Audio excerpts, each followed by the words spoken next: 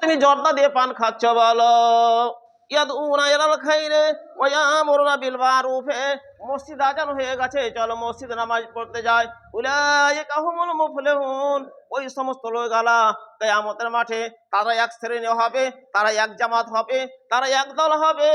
সেই দিন আল্লাহর নিকটে উলাইকা হুমুল মুফলিহুন, তারাই কিন্তু পরিত্রাণ পাবে, তারাই পরিত্রাণ পাবে কিয়ামতের মাঠে। মানুষ ছোড়াছুরি করবে যেদিকে সেদিকে, তারা করবে। আর সেই দিন ওই সমস্ত লোকেরা যারা মানুষকে ভালো কাজে ডাকে, ভালোর দিকে ডাকে, অন্যায় কাজ থেকে নিষেধ করে, তারা সেই দিন হবে আল্লাহর নিকটে প্রিয়, আল্লাহর নিকটে ভালোবাসা।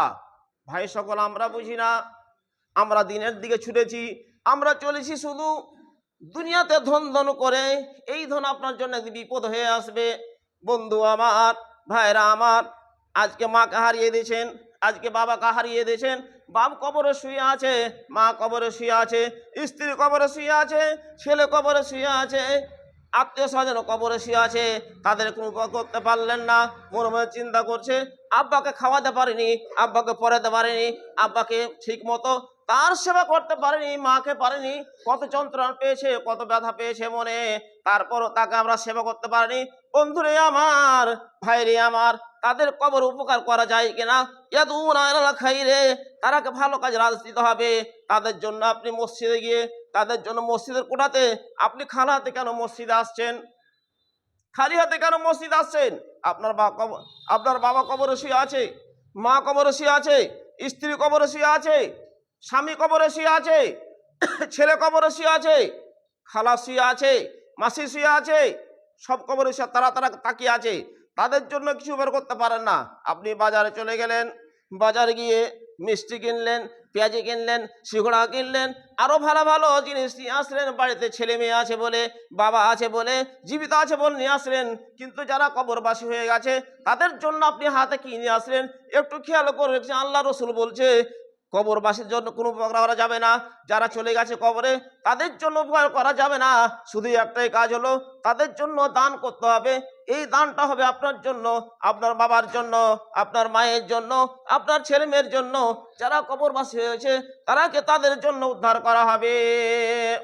ইয়াদউনা ইলাল খাইরে ওয়া ইয়ামুরুনা বিল মারুফে ওয়া ইয়ানহাউনা আনিল মুনকার উলাইকা হুমুল মুফলিহুন। এই সমস্ত লোকেরা যারা মানুষকে ভালো কাজে উপদেশ দিবে, ভালোর দিকে ডাকবে, তারা কিয়ামতের মাঠে তার একটা দল হবে, তারা একটা জামাত হবে, তারা থাকবে একদিকে। বন্ধু আমার, ভাইরা আমার, আমরা দুনিয়াতে ফেসে আছি শুধু দুনিয়া দুনিয়া করে। আপনাকে দুনিয়াও কামাতে হবে, দুনিয়াও করতে হবে, আর পরকাল সেটাকে আপনাকে বাঁচাতে হবে। যেই পরকালে আপনাকে কবরে যখন আপনি উঠবেন, আপনাকে সর্ব জিজ্ঞেস করা হবে, আপনাকে হিসাব জিজ্ঞেস করা হবে, নামাজ পড়েছিলেন কিনা। প্রথমে আপনাকে জিজ্ঞেস করা হবে নামাজ পড়েছিলেন কিনা। আজও মুসলমানের পাড়াতে, মুসলমানের সমাজে বাস করি, মুসলমানের সমাজে খাই, জুমার দিনও বাড়িতে শুয়ে থাকে, জুমার দিনও কাজে ব্যস্ত থাকে, জুমা ছুটে যায়, ব্যবসায় ব্যস্ত থাকে। আমরা কোন ধরনের মুসলমান? আল্লাহ কিয়ামতের মাঠে আপনাকে জিজ্ঞেস করবেন, আপনার হাত, আপনার পা, আপনার চোখ, যে সমস্ত নিয়ামতগুলো আমি দান করেছিলাম, সেই নিয়ামতের তুমি কি শুকরিয়া করেছো? আল্লাহ রাব্বুল আলামিন বলছেন, কুনতুম খায়রা উম্মাতিন উখরিজাত লিন-নাসি ওয়া তা'মুরুনা বিল মারুফি ওয়া তু'মিনু বিল্লাহ।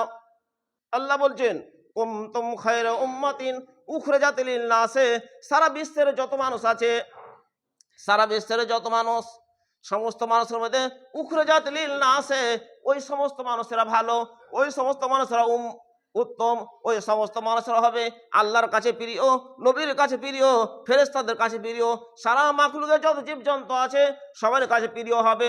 কুনতুম খায়রা উম্মাতিন উখরিজাত লিন-নাসি তা'মুরুনা বিল মারুফি